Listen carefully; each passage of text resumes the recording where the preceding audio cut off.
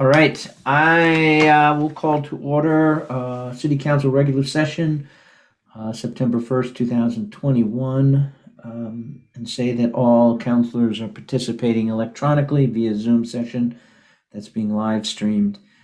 Could I have a roll call, please? Steve Clemens, Here. Larry Lillard, Here. John Bozar, Here. David Glave, Here. Nicole Howard, Here. Marianne Miesner, Here. and Justin Rock. Here. All right, everybody's called and accounted for. Agenda is as it is. I don't know that there's anything to add to it. We have two items on a consent agenda: approval of the regular session minutes from August 4th meeting and approval of OLCC, which is the Oregon Liquor Commission, Liquor Control Commission, I'm guessing, which is an application for Brickyard Lanes, which is encouraging news, as they might be moving closer to opening. So 2 items on this consent agenda. If anyone wants to pull anything, let me know now. Otherwise, I'll entertain a motion. I move we accept the consent agenda as presented. Second. All right, we have a motion and a second. Can I have a roll call vote, please? Steve Clemens, Yes. Gary Lillard, Yes. John Bozar, Yes. David Glave, Yes. Nicole Howard, Yes. Marianne Miesner, Yes. Justin Rock. Yes. All right, motion carries. Public Steve, comments. Hold I on. have a quick question about that, if I may. Yes, go ahead, Gary. Sorry. On the OLCC applicant, it's kind of what you were getting at. I'm presuming this means that we're getting kind of close to an opening of that facility, I'm hoping. I just think it's one step closer to them actually being ready to operate. Marianne might be able to fill in something on that, but I haven't heard any news otherwise. But I see the parking lot is paved and more things are moving towards opening. And when we were in there last winter, it seemed like this was about the time he was talking. But Marianne, do you have anything to add to that? I don't know for sure, but I kind of assumed from reading this too that he would be close to opening if he was going to get the permit. I know he's been hiring staff. So. Very good, thank you. Okay. Robert, any public comments? I thought you said something in the warm up to our meeting that we had some. Yeah, and my internet is a little bit unstable, so I'm going to keep my video off. Okay. Stacy has 2 things that came in that she'll go ahead and read now. Okay, I have 2 letters for public comment. The first one is from Adina Slater. There is no doubt that COVID-19 has weighed heavy in our hearts and has challenged all of us a great deal, not only in our local community, but all around the globe. In the midst of all the chaos, confusion, and dividing views, it seems as though most have lost sight of what is truly important, and that is to protect and honor our God-given natural rights as a sovereign being. For a reminder, these rights are the right to ensure one's survival and existence, water, air, food, clothing, shelter, the right to freedom, the right to be free from captivity, slavery, involuntary servitude, invasion, coercion, force, or tyranny, the right to self-ownership, the right to make personal choices, the right to determine actions and reactions, the right to exercise exclusive authority of your thoughts, actions, and reactions, the right to self-defend, the right to protect yourself from injury, death, torture, force, tyranny, and/or oppression, the right to have control over your body, the right to seek care, refuse care, and to administer self-care. As our elected officials, we have put our faith and trust in you to protect our God-given inalienable rights. For some of us, these rights are worth fighting for. Our community will not be able to survive if this force is acted upon. People will leave, businesses will crumble, and worse yet, our local hospital will face staffing shortages that will be detrimental in providing the necessary services for any future outbreaks of illness or disease. When COVID-19 first appeared last year, our unvaccinated healthcare professionals, staff worked tirelessly and on the front lines. I'm certain that their dedication and outstanding services for our community will continue.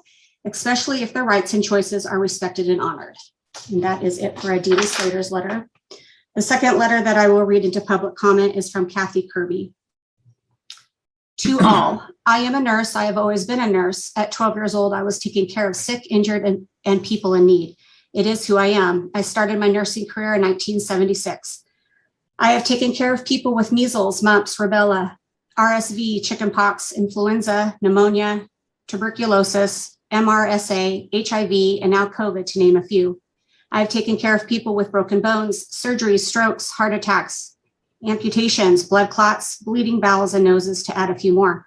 I've taken care of people through family birthdays, holidays, and vacations. I have been there when my family has been at home ill. I came to work and missed children's milestones, class parties, and sporting events. I have cared for them despite my own ailments, grief, and fatigue. My care continued when there was not enough staff, equipment failure, cranky people, and general chaos. When I take care of people, they get to choose their care.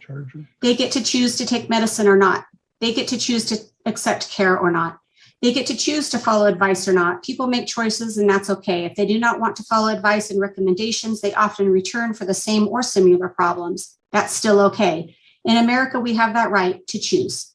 Most people are kind and appreciative. Most people are considerate and cooperative. Some are not, and I get cursed at, hit, bit, and spit on. I work under strict rules, regulations, and policies to keep you safe. I respect choices. I do not judge based on a person's choices. Now I demand a being placed that I take a vaccine or lose my job, my livelihood, and who I am. My right to choose is being refused. I am not anti-vaccine. I am pro-choosing. The COVID vaccine is fraught with questions of side effects and efficacy. If the current operating theory is my body, my choice, why is it not true for all, including those who do not want to put a medicine in their body that is in question or is produced in a manner that goes against their moral beliefs? I leave with this observation. Today is a mandate for a vaccine because of the pandemic. Tomorrow it will be a mandate to move to a new place because I said so, the government. If this continues, there will be no differentiating us from China and their treatment of the Uyghur people or the Nazis and their treatment of the Jewish people. Sincerely, Kathy Kirby. And that is it for public comment. Right. Thank you. Steve, I have a comment or two in regard to that. Okay, Gary, go ahead. By the way, your hand is still up. Yes, I put it up for this purpose, but I'll Okay. get it down there. Thank All you. right. Thank you. Some of these rights as they pertain to the virus are certainly all well and good, but those rights come to an end when they get close to my body. Few of the rest of us have some rights too. And it isn't just my body, my choice. They have the potential of affecting other bodies too. They do not have that right. Thank you. Thank you, Gary. Anyone else wish to comment? All right. We have one item in a public hearing, and this matter should move pretty quickly. This is a public hearing to close out a community development block grant. I'll open the public hearing and ask for a reading of the rules of order in their entirety. Steve, I'm Yeah. sorry to interrupt. We had a pause in the internet for a minute, and so could we have Gary repeat what it is? I think we lost the connection when he was speaking. Okay. Yeah. Gary, you're up again. Okay. Yeah, I was just commenting on the two public comments that we had regarding people's rights, my body, my choice. And I was commenting that a number of those rights may be fine up until the point that they get close to my body, because some of the rest of us have a few rights too. It isn't just my body, my choice. They have the potential to affect other bodies as well, and they do not have that right. Did we catch that? Did you get that, Brett? That came through. Thank you. Okay. Thank you. All right. I'm going to reiterate then that we're moving on to public hearings. We have one public hearing that deals with closing out a community development block grant. I officially open the public hearing and ask to have a reading of the rules of order in their entirety. Yes. Rules of order for a legislative public hearing. These rules of order are applicable to the public hearing to take comments about the local government's performance related to the Emergency Small Business and Micro Enterprise Assistance Grant Program funded with Community Block Grant funds from the Oregon Business Development Department. B, this is a legislative hearing, therefore counselor ex parte and pre-hearing contact does not apply.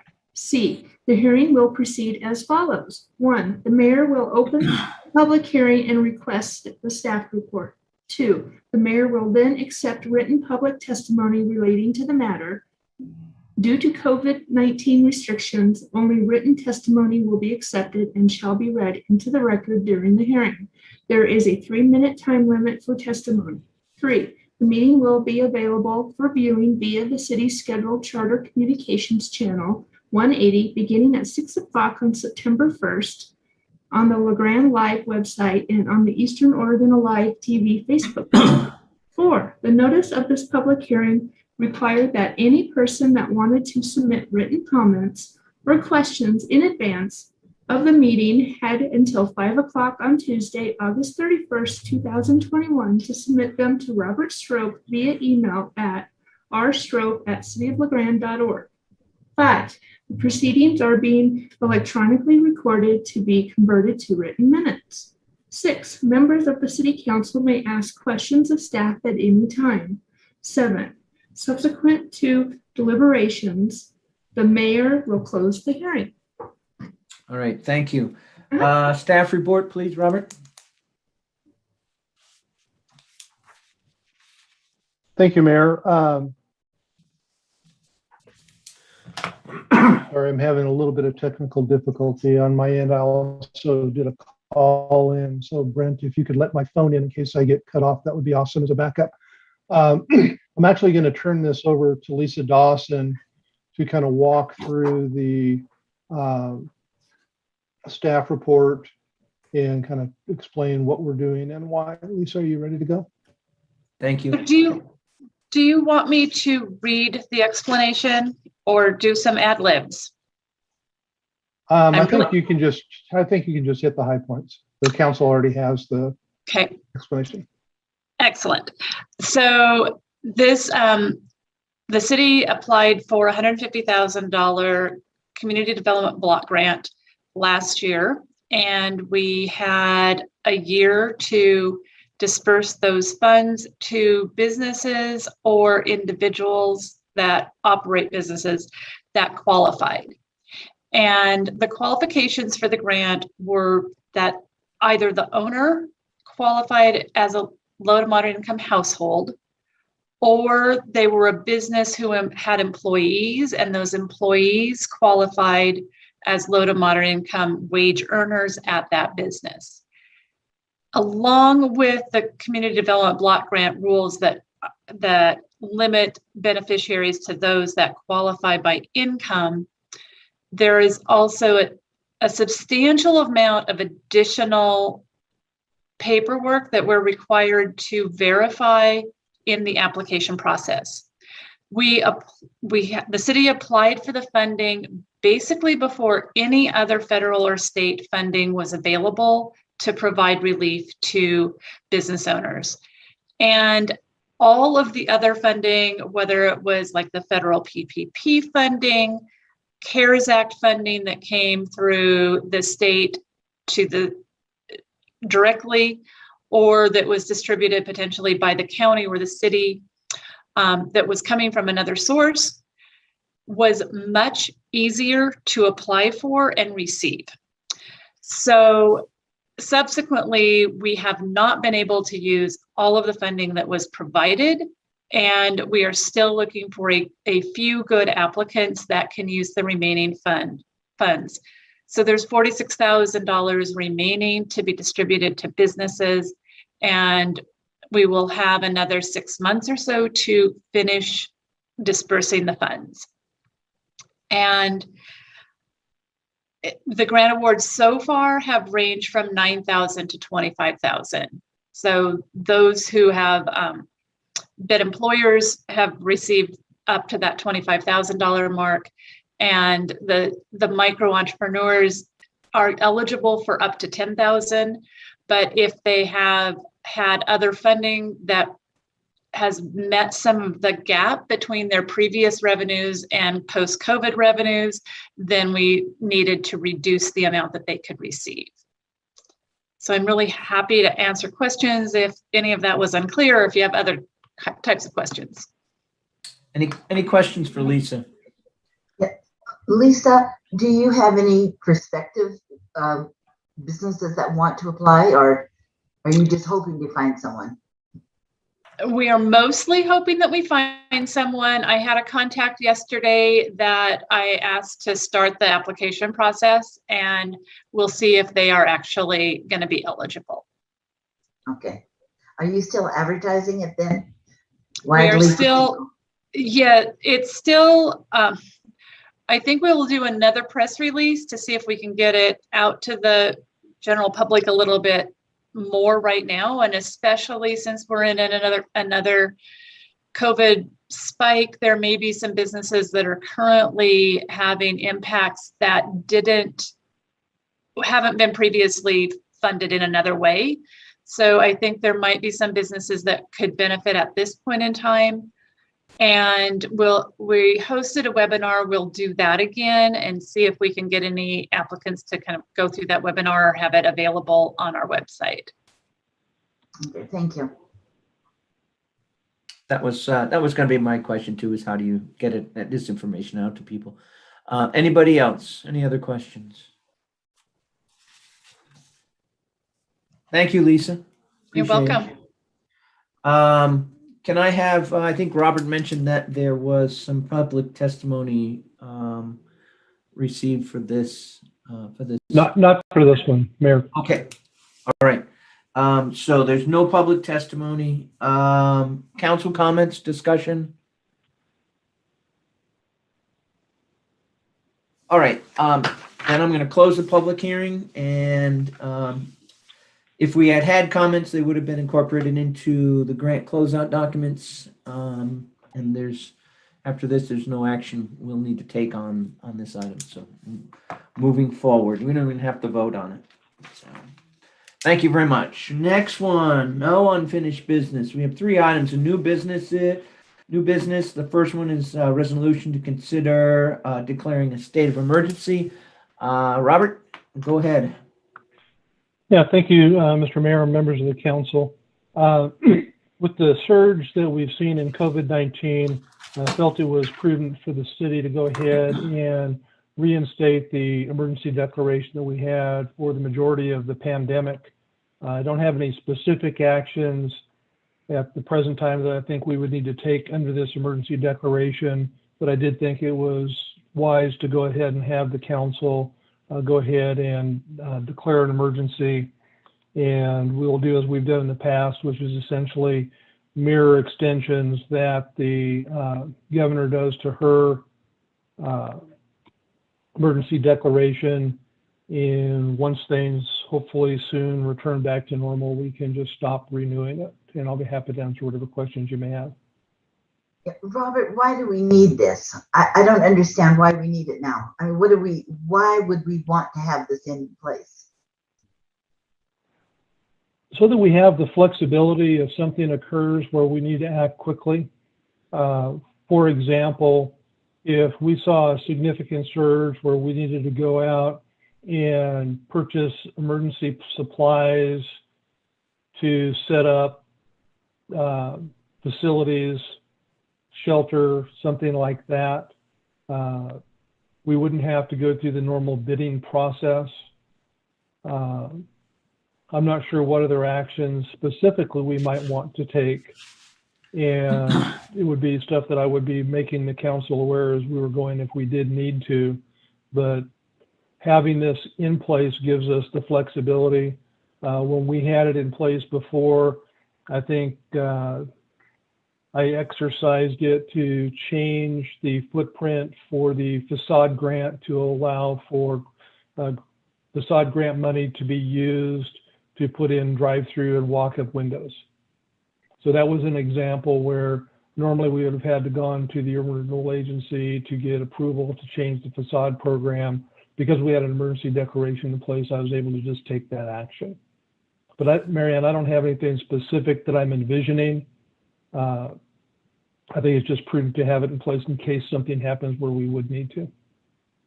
Because it just seems like you could still do all the things you just said without having this in place. Not necessarily everything.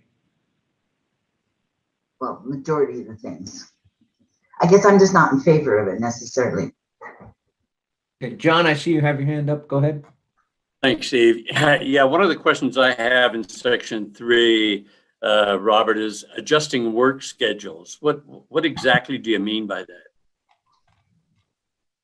Well, one of the things that we did with the city staff was we went to remote working, and in some cases we allowed people to go to a 410 schedule that normally would not have.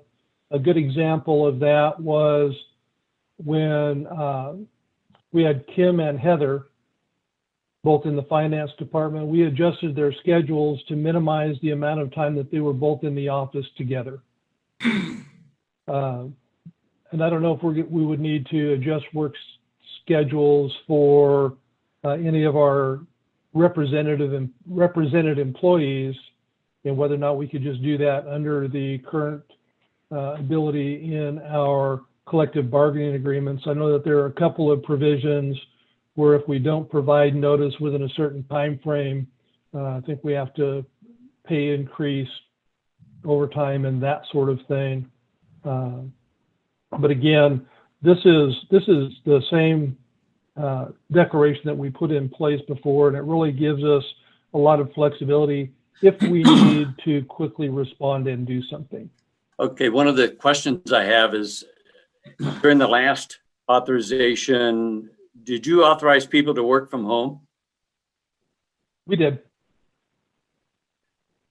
So I guess my question is, second floor of City Hall has some of the best spacing, of any office I've ever been in. I guess I'm a little concerned about that. I'd like to see city open and people working from 8 to 5. I don't think you need that authorization, to have people work from home. Neither. And that's spelled out pretty specifically in here, and that's why I have a hard time with this whole emergency thing. Well, let me give you a great example. Sure. We have an employee who has a child that just tested positive. That parent has to quarantine, and they have to quarantine for 14 days. What we're going to have that employee do is to work from home, because that way they can still continue to do their job and function. And I'm not advocating at the present time that we close City Hall, and I'm not advocating that we start maximizing work from home. But I think there are some circumstances where it makes sense to do that, and that's one that we would exercise without the emergency declaration. Yeah, you wouldn't need this authorization to do that on your own, right? No, this really is if things go extremely sideways where we have to do something that would cause us to need to circumvent procurement rules and timelines. Those are the types of things that you generally would put these in place for. I'm not anticipating that. And as I said before, the only one that I can remember off the top of my head that we exercised under this was the change to the facade. So this is not something that is saying, we are anticipating doing these 9 things, and this is what we're putting in place so we can do those. This is having the flexibility to take action if we need to respond to the pandemic. All right. I see Gary's hands up. Yeah, I saw Gary, and then Nicole had hers up too. So I'll go to Gary first and then back to Nicole. Okay, thank you. Yeah, I just wanted to throw my support behind this motion. I'm presuming that people do understand that the pandemic situation in terms of number of new cases and so forth is worse now than it has been since the beginning of this thing. We had the emergency declaration in place throughout the majority of it over this past year. Given that, I don't know why, if we had it in place, say a year ago, for example, that we would not have it in place now. I can't see that it really causes any problem to have it in place or causes any inconvenience to people have it in place. It just seems prudent to me to have it there. Thank you. Nicole, you have a question or comment? I just read a little bit about this because I wanted to know what it allowed for. And I think I understand Robert's approach. You know, we ask him often to just be conservative, generally speaking, in budgeting and whatever. And this is a conservative approach. It says we want to declare this because it truly does allow the city to be a lot more nimble in the event that things get worse. It doesn't change anything now, and it doesn't take anything away from the city. It just allows the city to pull certain levers should we need to. And I think giving the city that kind of flexibility is just smart. Why wouldn't we do that at this point? So I think it's a good idea.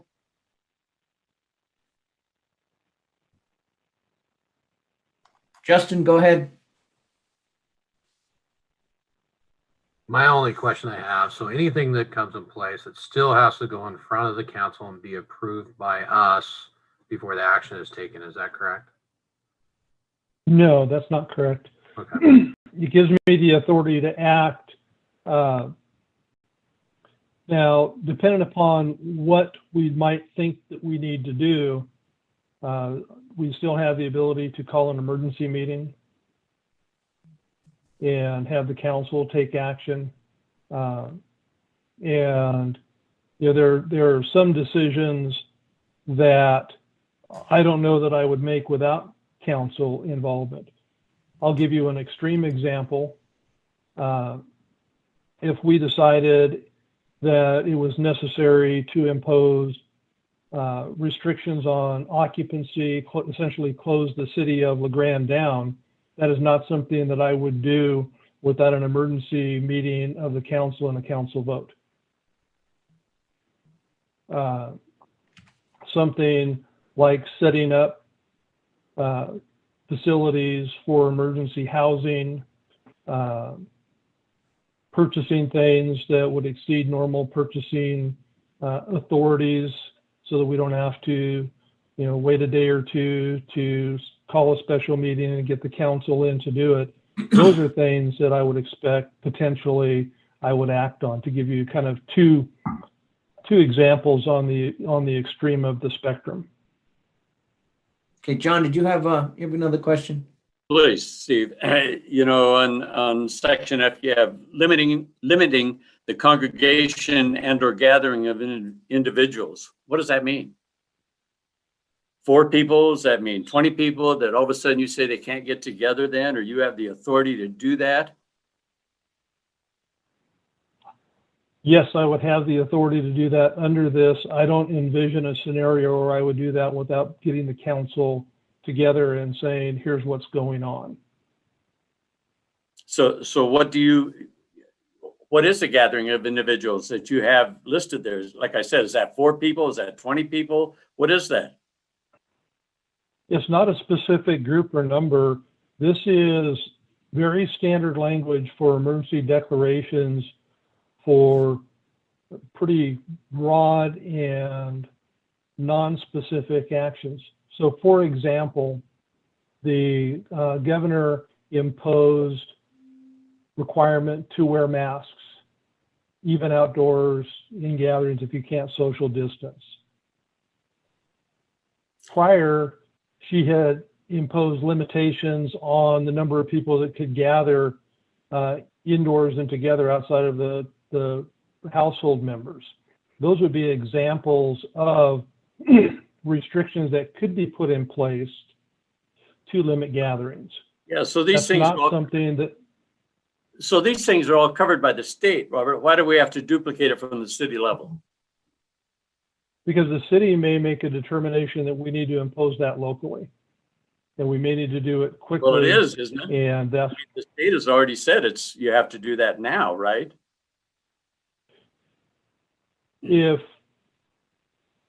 if we find ourselves in a situation where,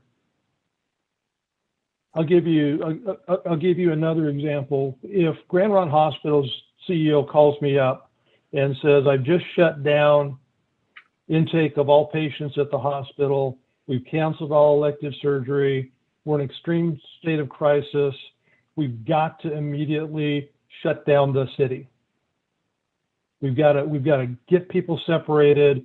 What's going on isn't working. We're in an extreme crisis mode. If that were to happen, I would call an emergency meeting of the city council before I would impose restrictions.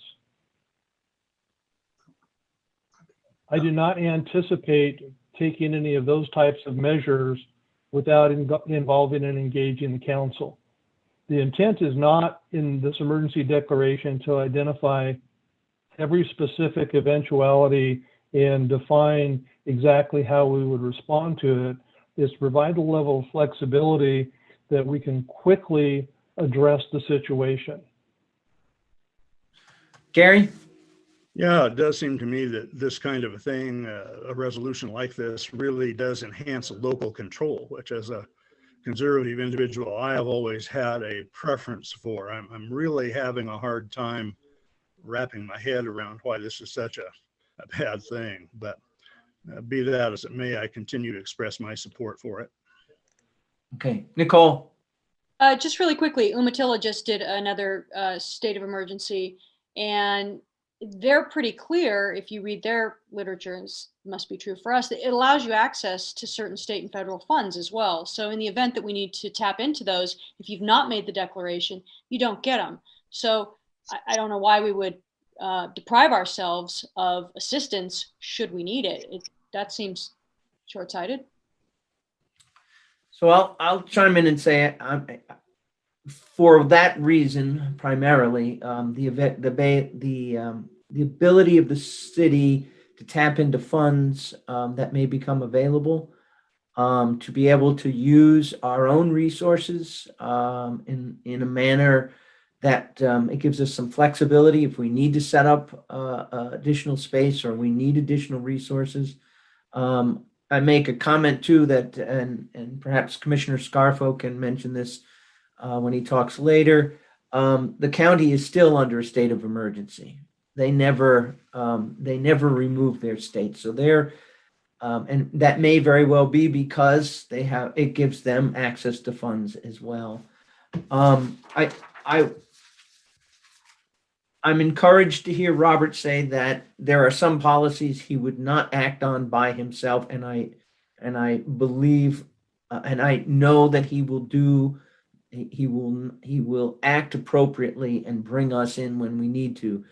I want to dispel a rumor that I heard that this was an effort by the city to shut down the city, shut down the community. That is not true. I think that conversation, if it ever got to us, would be a drag down, knockout conversation, and I would not vote for shutting down the city unless we were in such a situation that our hospital was absolutely overwhelmed, that beds were being put in at the pavilion or at the armory, or we were in such a situation where this thing was wildly out of control. Robert will bring that to us before he acts. If I could change the language in this resolution to that effect, I think I would like to see that, though I have implicit faith that Robert will act appropriately. I don't see anything wrong with putting this, with passing this resolution and redeclaring our state of emergency. Gary has already said this. Our numbers now are higher than they ever have been, and consistently higher. And with weekly testing by OHA in the county, My guess is that those numbers, as those test results come in, those numbers are just gonna go up. We're, right now we're in the, 12 to 18. Then we get the big bump on Monday because that's Saturday, Sunday, and Monday. And that's what it is. And my guess is we're not going to see any reduction in those numbers until sometime in the next 3 to 4 weeks. But that's a different issue. Gary, I see your hand up. I'm in support of the resolution because I see it as a way for the city to maintain flexibility. So go ahead, Gary. My apologies. I just forgot to pull that down. Okay, Dave. I think I'm generally in favor of this, for some of the same reasons that you and Nicole and Gary have stated. Perhaps I think the only concern I have is, frequently we have members of the community approach us as council members with questions about specific things. And sometimes, these are decisions that have been made without any council input on my end. They're made on an administrative level. And I think, would it be possible if we can add in here to the language just the decisions, Robert, that you're going to make unilaterally that might fall under this? If we could at least have the council notified of what those decisions are and when they take place, I think that would help me to support this even more. I trust your judgment here, but it's nice to be made aware of those decisions when they happen. Yeah, and Dave, thank you for that. I don't think we need to add it to the resolution. You have my commitment and word that if I exercise any of these authorities, you will actually know it as it's occurring and why. And if there's time permitting, and I think it's one that warrants the council's engagement, we'll do an emergency meeting. I'm not doing this to shut down the city. That's unfortunate that there's a rumor like that's going out there. I have no plans at all for any specific actions related to this resolution. Just as I didn't have any specific when we did it back in March of 19 or whenever it was. Okay, Robert, It would have been. I'd like to know, was there any public testimony on this? No. Okay. Are we going to have Stacy read those? Because I'd like to hear those before we continue our. No, there were not. Okay. No, we had 3 total letters. 2 were read during public comments, Okay. and 1 is for the social gaming. Okay. Thank you. All right. Other comments or thoughts on this? We have no public input on this. No public comments.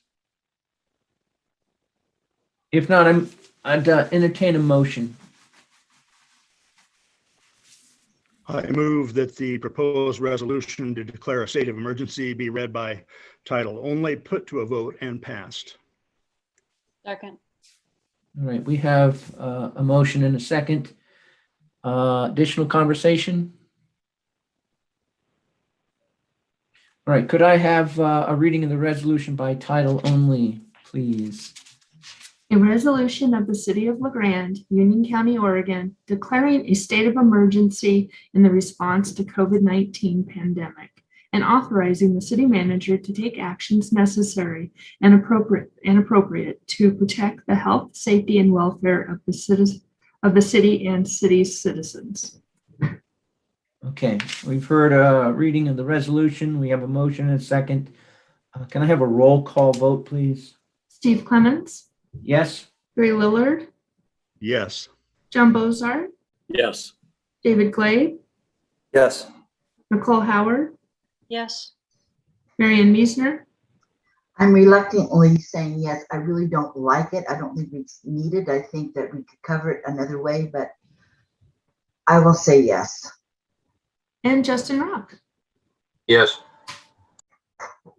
Okay, motion carries. Thank you all. Thank Moving you. on to And the second. Marianne, I agree. I just want to say, Marianne, I absolutely agree with you. I hope we don't need it either. I do too. Sorry. Okay. Go ahead, Mayor. Second item of new business is the resolution to consider social fees and bet limits for social games in the city of Grande. I'll tell you, I'm so out of the loop on that. I didn't even know this happened. Robert, take it away. Sure. So the city does have a provision that allows for social gaming, and we have had a resolution in place for a number of years that sets betting limits. And in your packet, you can see what the old and new resolution language is. The most significant piece is really to change it from specific betting limits to encouraging that the operators set reasonable limits. This came about because we have an individual that's interested in opening up an establishment to do social gaming. And one of the things that's become very popular over the last several years is no limit Texas Hold'em tournaments. And you can't have a no limit Texas Hold'em tournament, even if it's a $10 buy-in, if you can't push all your chips in at the end, and it gets pretty entertaining when that occurs. So the request was that we revise the resolution to provide for this. We did reach out to other communities to talk to them about their provisions and what they had. We did receive a public comment on this one. I think it's actually from a prior mayor from the city of Ontario, and Stacy will read that. But I do think that this is a reasonable approach to do. I don't see it being concerning to us, and we'd be happy to answer whatever questions you might have. Okay, can we have Stacy read that public input first? Okay. I have one public comment for this item. It is from Ronald Verini from Ontario, Oregon. To City Council of LeGrand, my name is Ronald Verini, and I was the past mayor of Ontario, Oregon, and would like to mention a few positive items that I personally experienced since we decided to allow social gaming to open here in Ontario. First off, it allowed our community to have a place to enjoy gaming, such as poker, in an atmosphere that was out in the open and not behind closed doors. It is a place that brings in folks from outside our town, not only patronize the gaming room, but to shop in other shops and improve our community by spending money that we would not normally have without the gaming location. So we have a location that brings gaming out of the back doors, closed operations and cellars, and hidden from view to a location that is regulated and in a safe location for adults to enjoy poker and other games that are offered depending on what the location is licensed for. We also have the benefit of bringing added revenue to our city in the form of fees. Of course, the attraction of folks outside our community that stay in hotels, eat at our restaurants, buy things from other shops.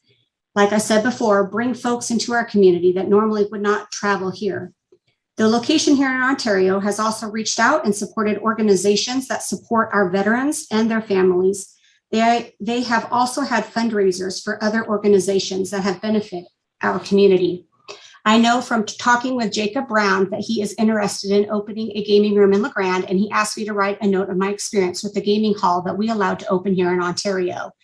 If anyone would like to communicate with me in regards to this, give me a call. He does reference his phone number, and he does have his email. If any of you counselors are interested, let me know tomorrow and I will email those to you.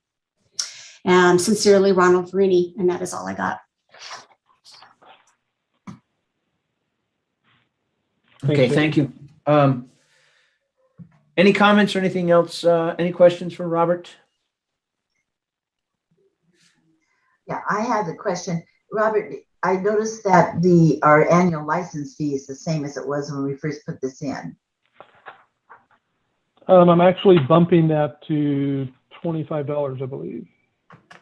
Well, no. No, I stand corrected. It's $25 processing. So we're not bumping that. We're just bumping it from 15 to 25 for the special event ones. No, but I'm talking about the annual license fee to the city to allow this to happen. Yeah. And then there's $100. Yeah, I didn't see a need to increase that. There's not a lot of administration that is associated with this. I think that we've only had, in my tenure here, one license. I think it was for the American Legion or VFW that was applied for. So, but does that mean it the annual one, or is that for a special event? I think see the that, I one-time think that fee. was an annual license fee, and I don't know that it's even still in effect. Okay, so the one-time fee, the special event one, do you foresee, has anybody ever come to us asking that? I know that there have been churches that have had gambling nights before, because I've gone to them before, but long time ago. So I was just wondering if that has Yeah, been anything that anyone's applied for lately. Yeah, I don't remember us ever getting one. Heather is on the call as well. She might remember whether or not we've actually received any into the finance office, but I don't think we have. I think the last that we did was, I think, the American Legion a bunch of years ago. Okay, and then I see, are we limiting it to how many tables he could have? This license, something about 2 events per year, but that's special, I think. That's the special one. Yeah. So no, it's just section 1. It's $250 for one table plus $100 additional, $100 more for each additional table, and we don't have a cap on the number of tables. So there's no limit on that. Correct. How many tables? There's no limit on how many tables. Okay, thank you. Dave? So I'm just looking maybe to clarify this. I mean, and I question the relevance of the letter that was sent, because this isn't an issue of this being legal in the city. This is already legal. What this resolution is doing is just making it no limits. Is that correct? Correct. Okay. So my only position on this is just, I think we're all aware of some of the social ills that occur with gambling in general. And I take some issue of any motion that would promote that within, city limits. That's probably my only take on this. This is already legal. What we're doing is we're just blowing the doors off of any limit. So, rather than small amounts of money that are, limited here, we're allowing effectively some unlimited amount. Is that sounds correct there? Yeah, and I do have the individual that is looking at opening this is on the call, so he will be able to respond to some of this when the mayor wants to take that. Can you guys hear me okay? I saw that. Yeah, we can. Thank you. Okay. Dave, would you like just nod your head if you'd like? I don't know what your name is. It says Hobby Habit Staff. So my name is Jacob Brown. I'm the individual that Robert just mentioned earlier. I'm looking to open up the room. So okay, let's go to Gary and then we'll go to John. Yes, thank you. Just wanted to speak in support of what Dave had to say. I'll admit I used to be a pretty avid poker player at some tables, and I can tell you from past experience that there are some of these kinds of games that I tell you, that pot can get mighty big and the bets can get mighty big, given the addiction.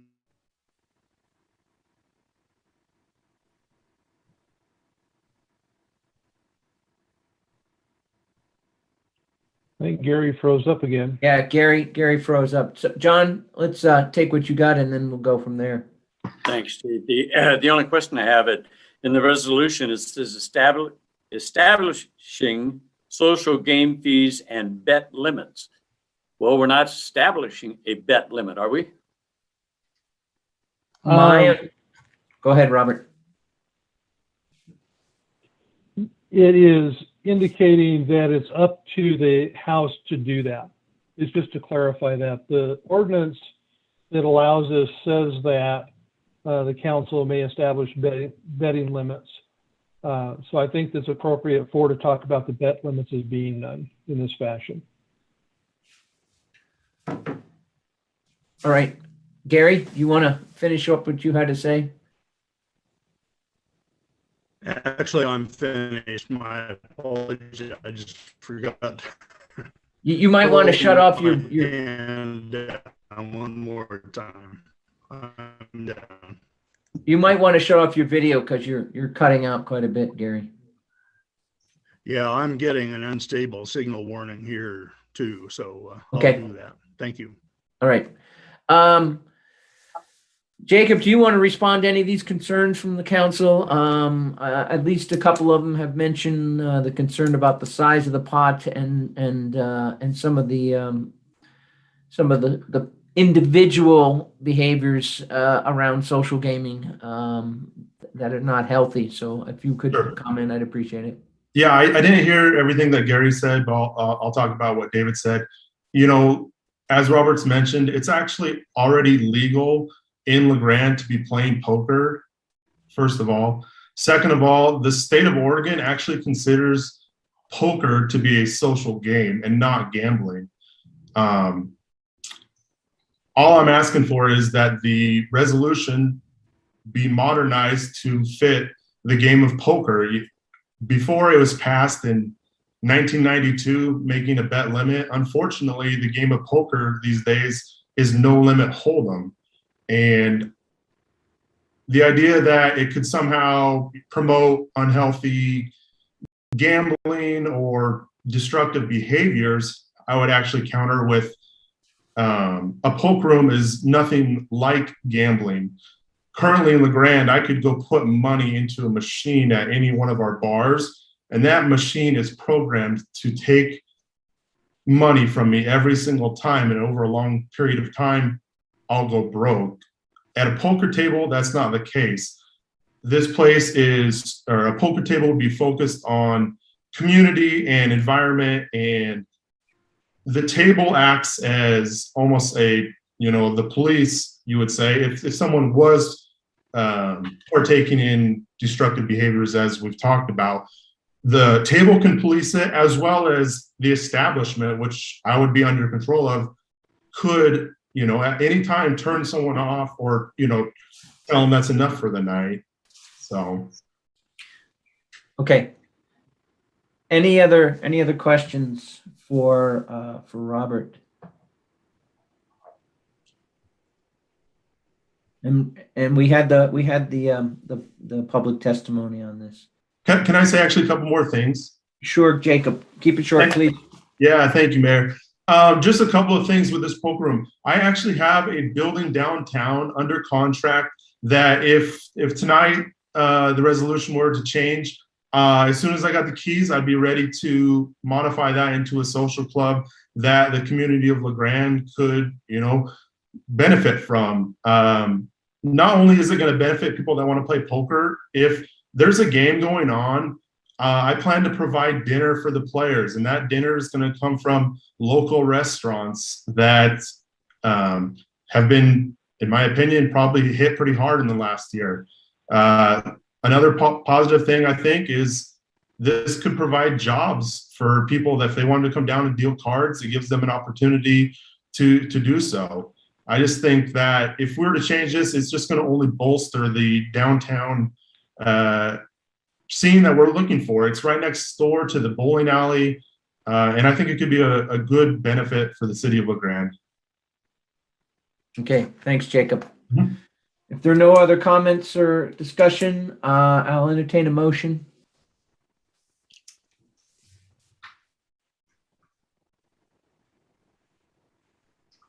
Well, I'll move that the proposed resolution approving social game fee and betting limits for social games in the city be read by title only, put to a vote and passed. Second. All right. Any other discussion? Could I have a reading of the resolution by title only, please? A resolution of the City Council of the City of LeGrand, Oregon, establishing social game fees and bet limits for social games in the City of LeGrand, Oregon, and repealing Resolution Number 4294, Series 1997, and all other resolutions or parts of resolutions in conflict herewith. All right. Any other comments or discussion? Could I have a roll call vote then, please? Steve Clement, Yes. Gary Lillard, is he still on? No. No. John Bozard, Yes. David Glave, No. Nicole Howard, Yes. Mary Ann Meisner, Yes. and Justin Rock. Yes. Okay, motion Motion carries. passes. All right, thank you, everyone. Thank you, Jacob. Thank you. Appreciate Thank it. you. Next item of new business is appointment to the Planning Commission. The Planning Commission has 5 members, all of whom reside inside the city and or the urban growth boundary. The commission is charged with the responsibilities associated with planning and zoning and rezoning and dedications and vacations and lots of other things related to land use. In some cases, they render a final decision, and in many cases, those decisions don't come to us, but we see sometimes land use elements when they're under appeal. The commission currently has 1 vacancy, and that's due to resignation. We have 1 applicant for that vacancy. So I move that Ann Morrison be appointed to the Planning Commission for the remainder of a 4-year term expiring December 31st, 2023. Second. All right, motion and a second. Any discussion or comments? Could I have a roll call vote, please? Steve Clements, Yes. Gary Lillard, Yes. John Bozard, Yes. David Glave, Yes. Nicole Howard, Yes. Mary Ann Meisner, Yes. and Justin Rock. Yes. Okay, that concludes the bulk of our agenda. Next item is Union County Commissioner update. Commissioner Scarfo, you're up. Yes, good evening, Mayor and councilors. Thank you for having me. I do have quite a bit today. Some good news at the commission meeting this morning. The commissioners have opened up Mira to normal. We still have fire danger. We do want everyone still to be cautious up there, but the campground is now open and everything is back to normal. We lifted that additional burn ban, so charcoal grills and burn barrels are now allowed. Please visit the website for clarification if you have any questions on that. Slash piles and stuff like that, still not until October 1st, but still, please be careful. It's still dry out there. I know it's getting colder and the days are getting shorter, but still it's not causing any more emergencies that we already have right now. On the COVID front, testing, we had to cancel yesterday's testing. I don't know if you heard about that. OHA had technical difficulties.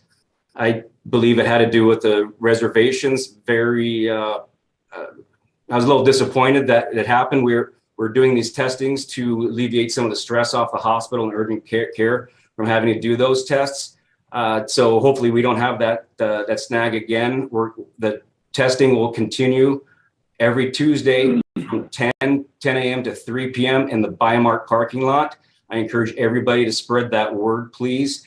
Anything we could do to help the hospital and urgent care out for the testing is a positive thing in my mind. So if you can't wait that long, you really need to get tested, please do. But if you could wait until every Tuesday, I suggest that. Carrie Brigiotti gave us an update at our meeting today, and I'll go through some of the numbers. We had 620 cases this month. This is the highest month we've had. I know you all know that.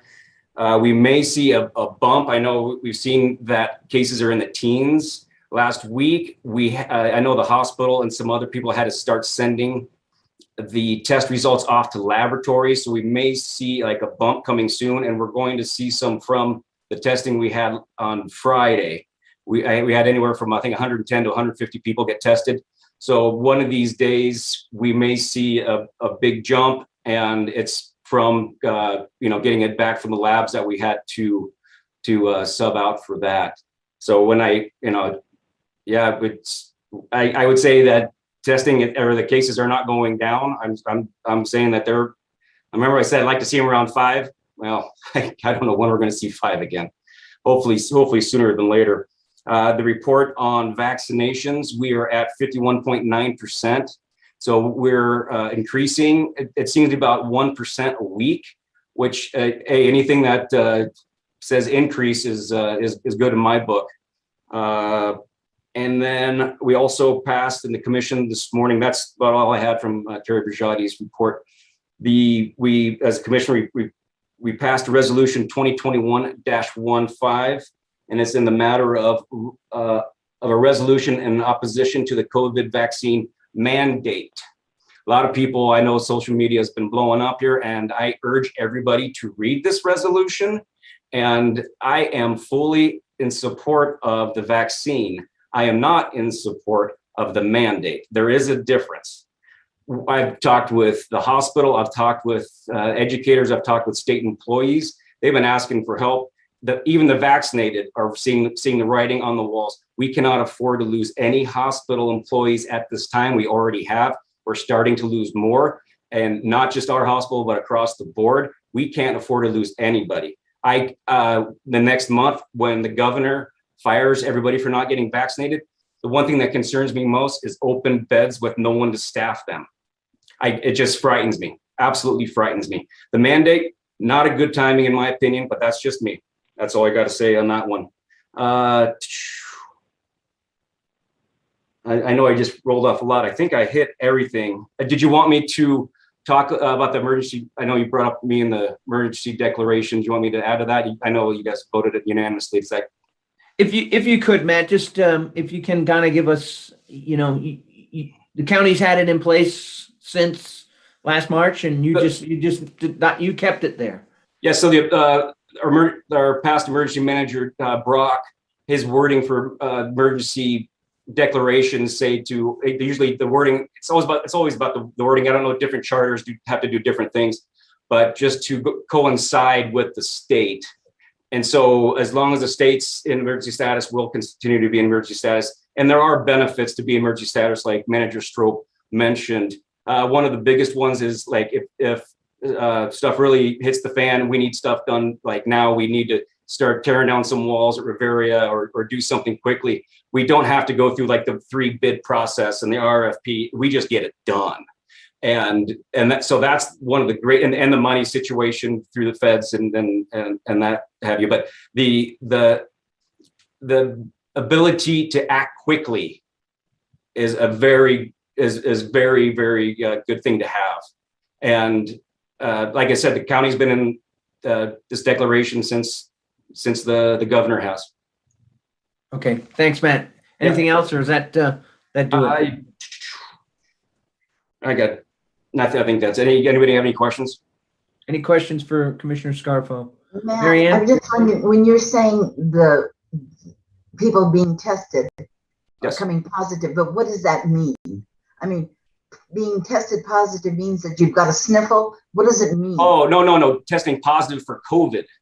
I know that, but I mean, what to extreme is it? I mean, is it a mild case? Is it heavy? I mean, that's the piece that people always are asking. What does it mean? That would be almost a Kerry question.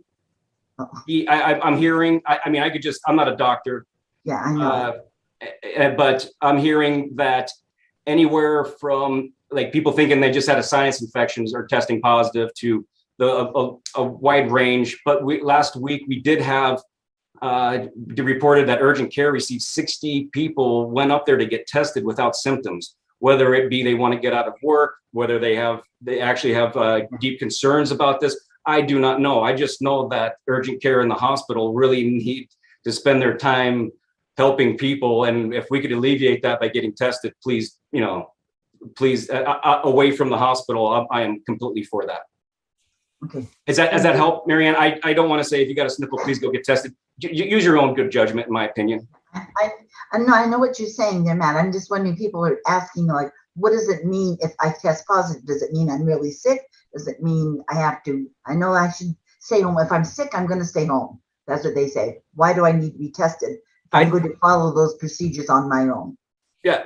Well, of course, if you have symptoms, please stay home. I've been saying this every day for a year and a half now. But knowing that you have COVID helps a lot, that you could quarantine. and quarantine until you can't spread it anymore. So very, very valuable to know if you have it or not. Okay, that's what people need to hear, because they don't really understand that. Even Yeah. if you're asymptomatic, and I'm not a doctor either, Marianne, but I believe if you can be asymptomatic, Right. or not, or just mild symptoms and still be shedding the virus. Right. So if you test positive, you need to stay home and you Right. need to stay isolated until the thing passes. And I think a lot of the people understand that part of it if they've been exposed to somebody that has it. But they think, why do I need to go up and be tested if I don't feel it? I haven't been exposed to it by anybody that I know. What is the point? Some people are just getting tested because they're overcautious. No, I know people that when we were in the thick of things last year, they were getting tested every single week. A lot of them had like, hey, I take care of an elderly person. I just want to make sure that I'm safe around them. Some people are legitimately just really concerned. It's A-okay, in my opinion. To know or not know is very valuable. But when we're overloading the hospital and urgent care, that's why I really urge everybody, if you really want to do that, please go to the Tuesdays in the Biomark between 10 a.m. and 3 p.m. That's one way to do our part, in my opinion. Okay, well, I think you need to say that more often too. I say it all the time. Well, it's just are they listening? Are they listening? I don't know. Yeah, I don't know either, Matt, but okay, thank you. Yeah. Okay, thanks, Commissioner Scarfo. You're welcome. Staff comments. I noticed a number of staff here. Anybody want to talk? I see Chief Cornford. Go ahead. I just wanted to give a quick update on a couple of things. We still have a position open in the fire department that we've had posted since December. We recently modified that to allow somebody that was in the student status of their paramedic program to apply, and as long as they could finish that program within 90 days of hiring. So we're hoping that might bring in some applicants, but we've really struggled with that for a number of months. And kind of to attach to that, the idea of this vaccine mandate that has come about from the governor, extreme concern with that, because I think we could lose a number of positions over that. And that's going to be not only here in our department, but countywide. We have a number of volunteer services that feel strongly about the mask mandate, and we could lose people there where that would increase our workload here. And I think, like Matt mentioned, with the hospital staffing, we just can't afford that. So I just want to let you know that I have some real extreme concerns about that. Okay, thank you, Chief. Did you have a question, Nicole? I did, Chief. Real quick, if you don't want to vaccinate, can you just test instead? No, that option was there in the beginning, but it was taken away soon after. So the only option now is either to get vaccinated or get a religious or medical exemption by October 18th. The other thing that's a little concerning is the timeline from now to October 18th to be, by the definition, fully vaccinated is difficult. Even if we have individuals that choose to get vaccinated, we're getting into a real time crunch depending on what vaccine they use. Gary? Yes, I have a question or two for the chief. I'm assuming that those medical personnel, type personnel you have on your staff are at the very least masked up, even if they don't have the vaccination. Is that correct? All of our personnel, whether they're vaccinated or not, especially on calls, are required to wear a mask. We put masks on our patients. We wear gloves, of course. If a patient is COVID positive, then they wear gowns, they wear goggles. So they're very well protected when they have patient contact. And then we're following the OSHA rules as to masking in the station. Excellent. And that doesn't matter if they're vaccinated or not. Great, excellent. So of those that are not vaccinated, do you have any kind of sense of the number of religious or medical exemptions we're dealing with, or is it primarily people that just for a variety of other reasons don't care to do it. There's a variety of reasons, and yeah, I haven't questioned those things. They have a period of time to get those exemptions in. I just feel like they're educated in healthcare, they're intelligent, healthy people, and they're making decisions that are best for them. So it's a real tough spot to be in. Yes, it is a tough spot. I'm going to be interested to see how that goes. I mean, obviously, if they're an EMT or something of that nature, they're dealing with patients who are presumably in a medically fragile state of some kind as it is. So pretty important issue. Yeah, and the possibility of them, whether they're vaccinated or not, passing the virus if they had it to a patient is pretty minimal. It's not like you would have in the general public when they're functioning as an EMT. Mm-hmm. Okay, thank you. Mm-hmm. Any other questions for Chief Cornford? All right, thank you, Chief. Any other staff comments? Stu? Hey, thank you, Mayor. Can you hear me okay? We can. Okay, just a quick field update. The two ball fields that we're installing artificial turf on are under construction. Still, we've got them a lot closer. We anticipate turf by September, the end of September, I think, is what we're shooting for. So thanks to Public Works for all their help. That's the goal. Thank you. Anyone else?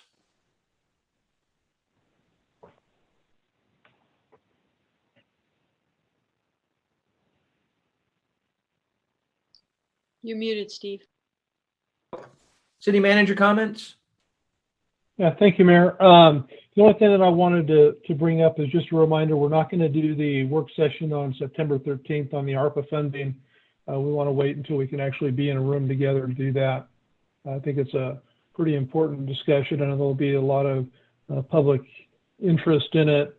And in order for us to really have a good conversation, I think it's really important that we're able to be in a room. So as soon as we can get out from underneath the restrictions, we'll get that put together and let you know when that'll be. Okay, thank you. Marianne? Yeah, Robert, do you not have to do a report by the end of October or something?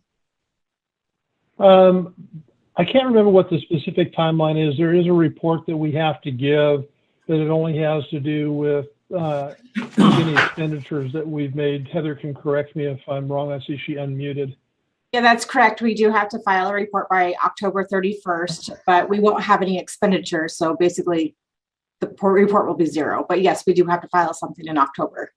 Okay, that's what I thought. Thank you. Uh-huh. Anything else, Rob? Is that it, Robert? No, thank you. That is it. Okay. I'm just going to take counselors in order that I see them. And Dave, you're up. Would you like to share? I don't know if you have anything, but would you like to share the idea that you brought up with me? Because I think it about another town hall along the same lines as the hospital, but with a different panel. Because I've got some good traction on that from the people I've talked to. Anyway, go ahead. I just, the mayor and I had talked briefly. I felt there was a lot of value from the last town hall that was, I think largely driven by Grande CEO, Jeremy Davis. And I think, anybody who watched that, I think hopefully came away with, as positive impression as I did, as far as, we had good information coming from our local trusted medical professionals who are dealing with this locally. And, I think a lot of times, people may not always be trusting in some authorities, but hopefully they're going to trust their local doctor who they've known for years and who's known them and their families. And so I thought there was a lot of value to that. And I think it would be a great idea to continue to have some sort of a platform or a forum, where the public at large can, have information coming from the hospital and from some of our other medical providers as far as, current status of things, what they're seeing, and the information that they have to distribute to the public. That was kind of just the basis of it. I don't know if that's something that the city can organize or something that maybe we can work, to help facilitate with some of our local medical facilities or CHD. Okay. I don't know. Dave, my thought was if we could facilitate putting something on like that, I think the city should. I mean, I'd be willing to work on this myself or with help from others. But when I spoke with Commissioner Scarfo and mentioned the idea to him, and he thought it would be a good idea. I had a doctor's appointment a week and a half or so ago and talked to him, and he thought it was a good idea and volunteered to participate. So generally, the idea that Dave put out there was that we'd get some primary care providers, 3 or 4 of them, and they would speak to what they're seeing in the community by way of COVID, what they know, and what their recommendations would be. So if the council think that's appropriate, I'd like to kind of move forward with it. I don't know a lot about it right now. I don't know who would be involved. I don't know what they would talk about. I don't know the venue. Might talk to Brent about this. I probably talk to Jeremy Davis about it. Don't know what something like this would cost, but I think it's important to get it out there in the community. So, anything else, Dave? No, well, maybe one thing, Robert, can you clarify? So does the city staff, are they affected by the vaccine mandate? Is it just, police, fire, medical providers, and educators? Yeah, it's for where we are impacted is our fire department. So we have 14 firefighters, DMTs, some are paramedics. They are all impacted and required to either be vaccinated or have an exemption by October 18th. Okay, and yeah, just to clarify, I know Chief Cornford mentioned the time sensitivity, but for the Moderna vaccine, that is Labor Day is the last day that you can receive the vaccine and still be considered fully vaccinated by October 18th deadline. Yeah. Okay, Nicole, anything? No, I'm good, Steve. Thank you. Okay, Justin? No, I'm good. Thank you. Okay, Mary Ann? No, I've got nothing. Thank you, though, Steve. Right. Gary? I'm good. John? Thanks, Steve. Yeah, I'd really strongly like to strongly urge people that haven't been vaccinated to consider getting the vaccine, and maybe we can eventually put an end to this. Thank you, John. I appreciate that. I think that's I think that when people speak to the idea of choice, and I totally support that idea. People have a choice to be vaccinated or not. I think if they're not, given what we're seeing with numbers, it's a pretty good likelihood that you're going to get COVID if you're not vaccinated. The possibilities of it are really, really high. You could be asymptomatic, but you're still spreading it. Or at the other extreme, you could die. There's no question about that. And I understand people's need to be in control of their own health. I'm also concerned as an individual, and anybody, as Gary mentioned earlier, I have a right to safety as well in terms of my own health. And that's why, I go into the store, I'm wearing a mask, and partly to protect you from me, but also in some ways to protect me from you.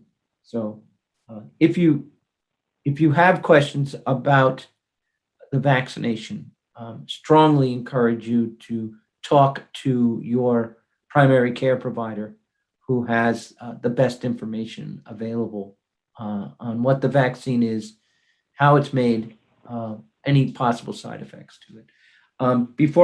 Nicole, I'll bring you in on this, and then I have one more thing to talk about. Okay, I just wanted to take a moment, since I have maybe a tiny audience here, to give a shout out to the Grande School District and Superintendent Mendoza, who did a fantastic job getting the school year going, getting all the kids back into school. I got a kid in middle school. I wouldn't call that the most compliant subset in the world, but my kid says it's like 98, 99% of the kids are doing it. And I think the messaging from the top down, George in that meeting with the hospital was excellent. And I just want to publicly applaud the leadership of the school district. Having our kids in the classroom, I think, is so important for them, for their families, for the city of Grande. And I appreciate the heavy lift it was to make that happen. Okay. That's it. Thank you. The last thing before we close up, I have all the city manager evaluations except for one, and I will contact that person tomorrow by phone. And once I have those, we'll plan on the evaluation for our October meeting. But I'll summarize everything and get it out to you. Okay, with that, I'm adjourning our meeting, and I'll see you all in some way, shape, or form in the next month. Bye.